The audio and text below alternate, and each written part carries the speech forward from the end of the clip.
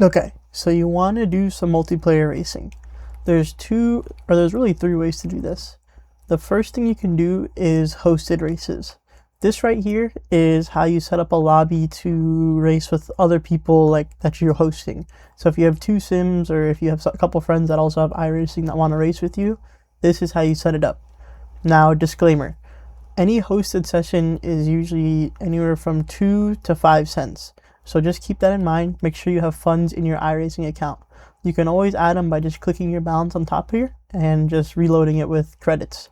Usually I tell people to buy in like $10 increments. Once you make sure that you have funds, you click create race. And then for a lot of people, what I say is do last settings, because especially if you're starting to make a lot of hosted sessions, it's going to save all your settings. So it makes it super easy. So I'll click last settings here, but we'll go through it step by step.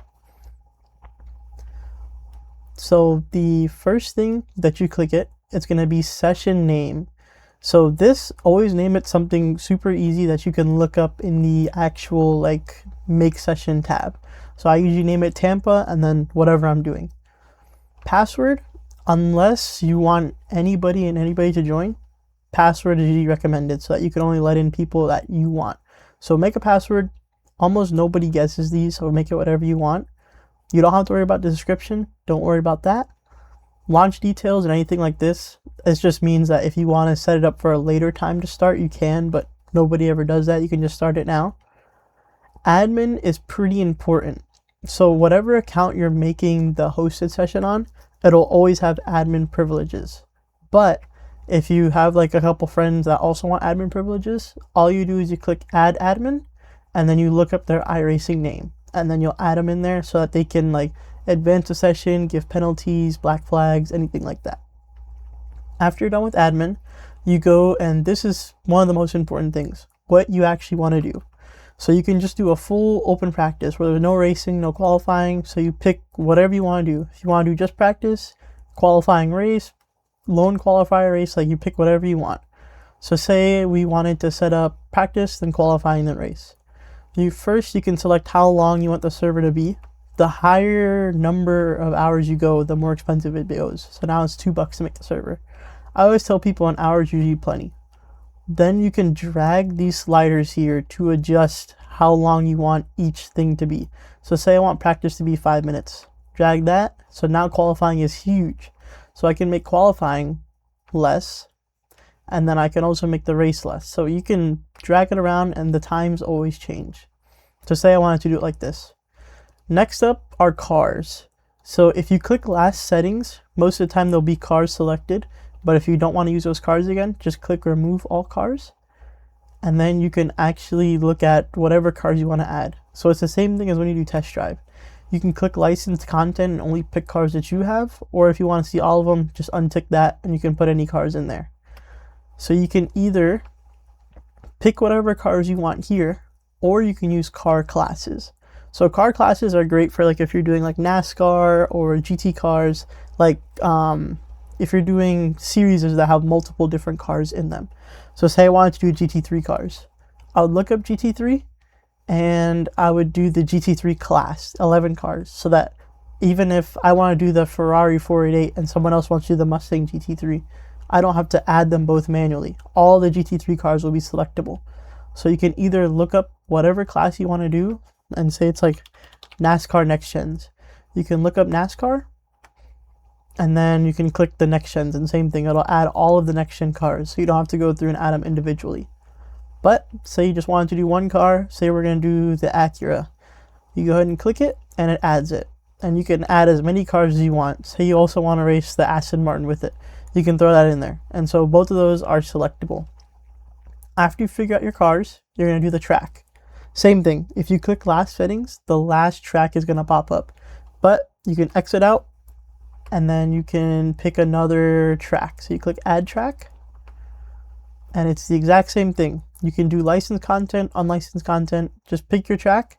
You can also select the layout. So like say you're doing a dirt version or say there's like multiple layouts, pick whatever one you want, or you can just click select and it'll usually do like the most popular layout.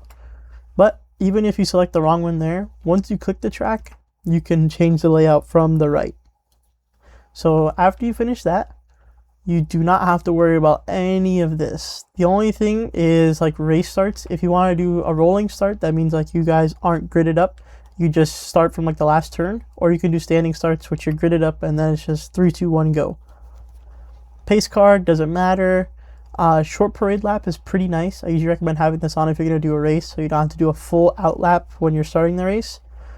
And then nothing else really matters on that tick box there. After that tick box, you can do your time of day. So same thing as test drive. You can select whatever day, whatever time you want it. Same thing with the weather. You can mess around with that. This here, I wouldn't touch it either. We don't have to worry about any of this. So just make sure it looks exactly like mine here. Now this is very important. Hardcore level. For those of you who are doing hosteds, and especially if you're new to iRacing, if you click this drop down here, it's going to tell you like what assists are allowed. So iRacing has like 10 different assists. You can have brake and throttle assistance, which adds ABS and traction control to cars that don't, or just more ABS and traction control to cars that do. So it makes it a little bit easier for beginners. Most of the time you want it on, and then you have your driving line as well and your pit exit lines, like the green line you follow. That's also in driver aids. So I always recommend just allow all driver aids on. And if your friend doesn't want to use them, they can toggle it off in their own settings. But I would say for the server, always have that on. Track conditions, I recommend leaving debris on the track off so that when you go from like practice to qualifying to race, the dirt and stuff doesn't carry over. But that's up to you. And then the AI opponents. So if you want just you and your buddies, you just click no roster. If you want to have some computers on the track to race against you, you click generate roster. And then you can drag to however many computers you want on the field.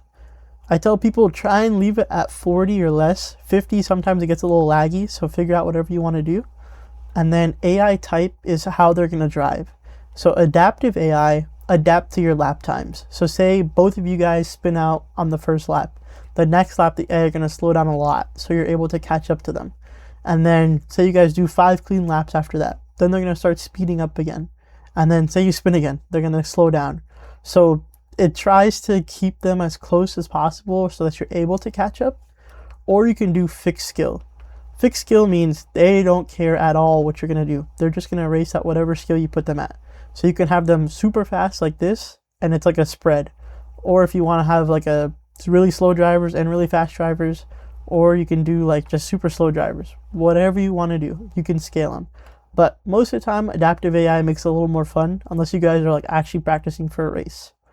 And then all you do is you click checkout here, and you click buy now, and it's going to buy that session. Once the pop-up shows up here in a second, it says race created. So now it's creating the server. It takes about 2 minutes for iRacing to actually make the server. So we're going to go ahead and just wait a little bit, and then I'll show you how to actually join it. And basically on your whatever account made the session, if you click my session, it'll pop up there. But see, look, so I named it Tampa Spa. So on the other computer that you guys want to actually join the race with, you would type in whatever this name is, but make sure you're in browse session. So say I'm on the other computer right now. I would type in, so I would click it, and I would type in Tampa Spa. And then once the server is actually up, it'll load in. Because I'm on the account, it's going to say pending, but it won't pop up until it starts.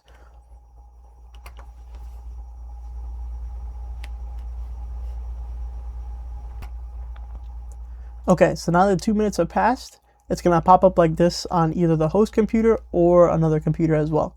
So you click locked, you select whatever cars. If you only put one car in there, then it'll just auto pick it. But say I want to do the Acura, you click continue.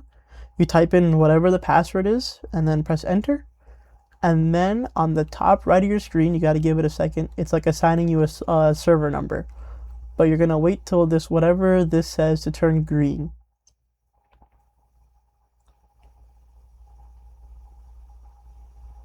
Once it's green, so the host computer can also change the AI on the fly. So say you change your mind and don't want to have AI. You just move the slider around and you can do however many drivers you want in there. Click join practice, and it's going to load you into whatever server it is. So that's how you make a hosted session and join it.